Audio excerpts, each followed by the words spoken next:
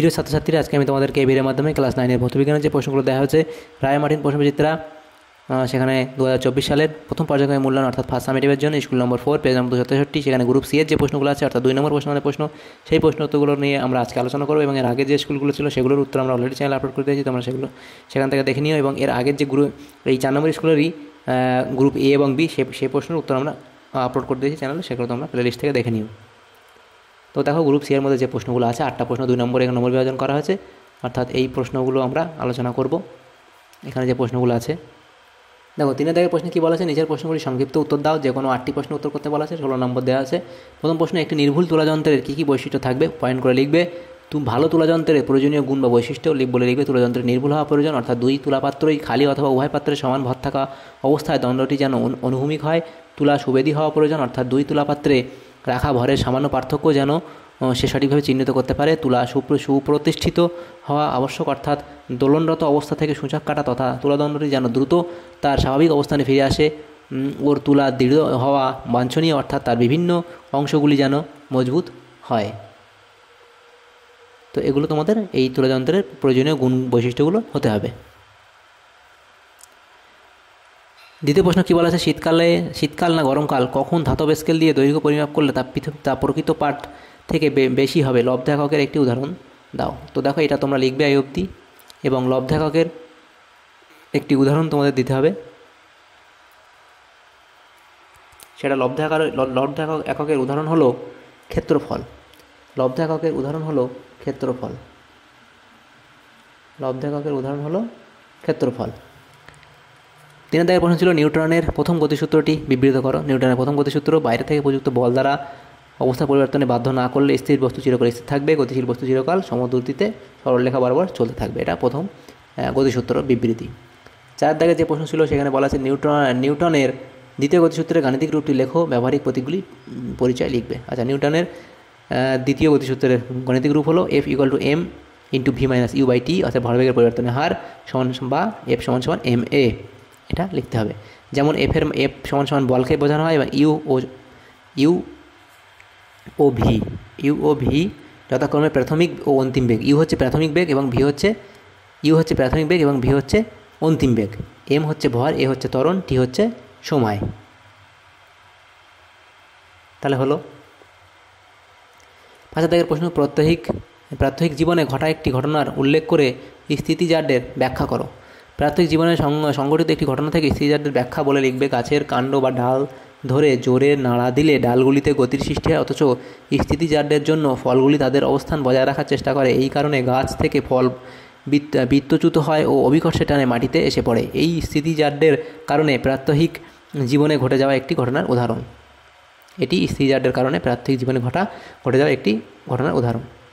পরের দেখো, 6 দাগের প্রশ্ন ছিল, 100 গ্রাম ভর ও 30 মিটার/সেকেন্ড বেগে গতিশীল একটি ক্রিকেট বলকে একজন খেলোয়াড় 0.035 সেকেন্ড সময়ে থামায়। খেলোয়াড় দ্বারা প্রযুক্ত বলের মান কত? তো এটা আমরা কীভাবে করবো, অঙ্কটা দেখো। এখানে v = u - at, এটা আমাদের সূত্র। এবং দেখো, এখানে ভি কী হচ্ছে, অন্তিম বেগ। অন্তিম বেগ কী হবে, বলটা থেমে গেছে, মানে অন্তিম বেগ ভি এর মান 0 হবে। = ইউ প্রাথমিক বেগ কত ছিল, 30 মিটার/সেকেন্ড। এবং এ আমরা জানি না, এ তেমন থাকবে। টি সময় কত বলেছে, 0.035।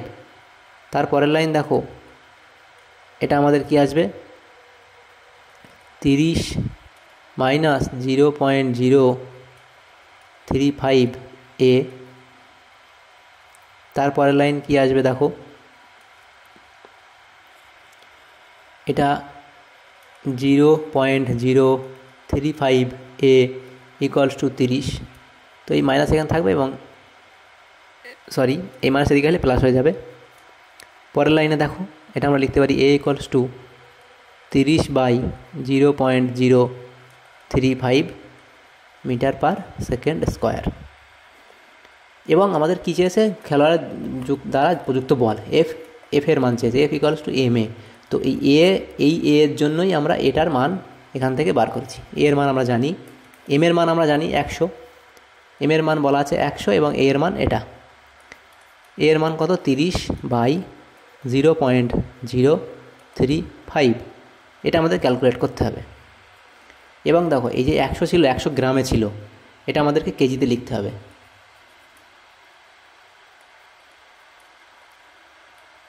তাহলে এটা 0.1 হবে।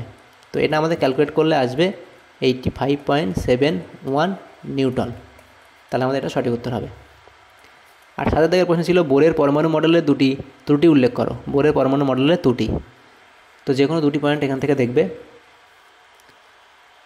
বোরের পরমাণু মডেল শুধুমাত্র এক ইলেকট্রনীয় পরমাণু রেখা বর্ণালী ব্যাখ্যা করতে পারে, 2 বা ততোধিক সংখ্যক ইলেকট্রন বিশিষ্ট মৌলের পরমাণু রেখা বর্ণালী ব্যাখ্যা করতে পারে না। এটা হলো একটা। তারপর একটা 2 নম্বর এখান থেকে শুরু। বোরের পরমাণু মডেল থেকে পরমাণু ত্রিমাত্রিক গঠন সম্পর্কে ধারণা পাওয়া যায় না। এও তড়িৎ ক্ষেত্র ও চৌম্বক ক্ষেত্রের প্রভাবে পরমাণু রেখা বর্ণালী আরও সূক্ষ্মতর রেখায় বিভাজিত হয়ে যায়। এই ঘটনার ব্যাখ্যা বোরের পরমাণু মডেল দিতে পারে না। 2 হয়ে গেল। এটা হলো 3 নম্বর। বোর তত্ত্ব অনুযায়ী ইলেকট্রনকে কেবলমাত্র কণারূপে কল্পনা করা হয়, কিন্তু প্রকৃতপক্ষে ইলেকট্রনের মধ্যে তরঙ্গ ও কণা উভয় ধর্মই বর্তমান। তো 3টের মধ্যে 2 লিখবে। তারপর দেখো এখানে বলা হয়েছে, দেখো পরের প্রশ্ন, এখানে 8 দাগের প্রশ্ন, প্রোটন কণা আবিষ্কার করেন কে? প্রোটন কণার আবিষ্কারক কে? প্রোটন কণার আবিষ্কারক হলেন গোল্ডস্টেইনার। প্রোটন কণার আবিষ্কারক হলেন গোল্ডস্টেইনার প্রোটন কণার আবিষ্কারক। এবং ক্যাথোড রশ্মি কোন কণার সমন্বয়ে গঠিত হয়? এটা হলো ইলেকট্রন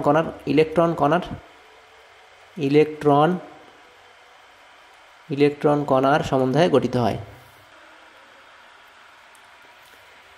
9 দাগের প্রশ্ন দেখো বলা আছে 14C6 এবং 14N7, 15N7 এবং 12C6 এই পরমাণুগুলির মধ্যে আইসোটোপ ও আইসোটোনগুলিকে চিহ্নিত করো।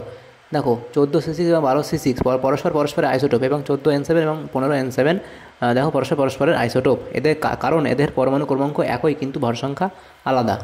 এবং দেখো 14C6 এবং 15N7 পরস্পরের আইসোটোন, কারণ এদের নিউটন সংখ্যা সমান। দেখো এদের নিউটন সংখ্যা কত? এই পরমাণুটির এর নিউটন সংখ্যা কত? 14 - 6 8টি, এবং এর নিউটন সংখ্যা দেখো 15 - 7 অর্থাৎ 8টি। সেই কারণে এরা পরস্পরের আইসোটোন। তো এভাবে এই প্রশ্নের উত্তর তোমরা করবে। 10 দাগের প্রশ্নে বলা আছে নিউক্লিয় বল কী এবং নিউক্লিয়ন কাকে বলে? নিউক্লিয় বল, নিউক্লিয়ার ফোর্স, নিউক্লিয় কণা বা নিউক্লিয়নগুলির মধ্যে কার্যকরী যে অতি শক্তিশালী আকর্ষণ বল প্রোটনগুলির মধ্যে সক্রিয় স্থির তাড়িতিক বিকর্ষণ বলের প্রভাবকে প্রতিমিত করে নিউক্লিয়াসকে সুস্থিত রাখে, তাকে নিউক্লিয় বল বলে। এবং নিউক্লিয়ন কি সেটা লিখবে। কোনো মৌলের পরমাণু নিউক্লিয়াসে যেসব কণা উপস্থিত থাকে তাদের একত্রে নিউক্লিয়ন বলে। পরমাণুর নিউক্লিয়াসে ধনাত্মক তড়িৎগ্রস্ত কণা প্রোটন এবং নিস্তড়িত কণা নিউট্রন থাকে, তাই এদের একত্রে নিউক্লিয়ন বলা হয়। তাহলে দেখো আমাদের 4 নম্বর স্কুলের যে প্রশ্নগুলো ছিল গ্রুপ সি এর মধ্যে ভৌতবিজ্ঞানের 2 নম্বর প্রশ্ন সেগুলো আমরা আলোচনা করলাম। তো যদি তোমাদের সামনে উপকার এসে থাকে ভিডিওটা, তাহলে অবশ্যই লাইক করবে এবং চ্যানেল নতুন হলে অবশ্যই চ্যানেলটাকে সাবস্ক্রাইব করে রাখবে। Thanks for watching.